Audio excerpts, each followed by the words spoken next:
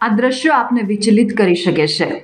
અમદાવાદના હાથીજણમાં 4 મહિનાની બાળકીને શ્વાને ફાડી ખાધી.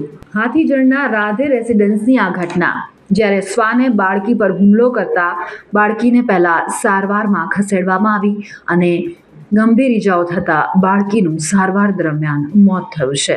શ્વાનના હુમલાની ઘટનાના સીસીટીવી પણ સામે આવ્યા છે. રોટવીલર નામના પાલતુ કૂતરાને લઈને એક યુવતી બહાર નીકળી હતી. તે દરમિયાન તે ફોન પર વાત કરી રહી હતી ત્યારે ડોગ હાથમાંથી છૂટી ગયું અને હાથમાંથી છૂટ્યા બાદ માતાની પાસે રહેલી બાળકી પર હુમલો કર્યો. આ પ્રકારની ઘટના ઘણું બધું સૂચિત કરી જાય છે કે ક્યાં સુધી જે શ્વાનને પાળવા પર બેન લગાવવામાં આવેલો છે તેવા શ્વાનની જાતને શા માટે પાળવામાં આવે છે.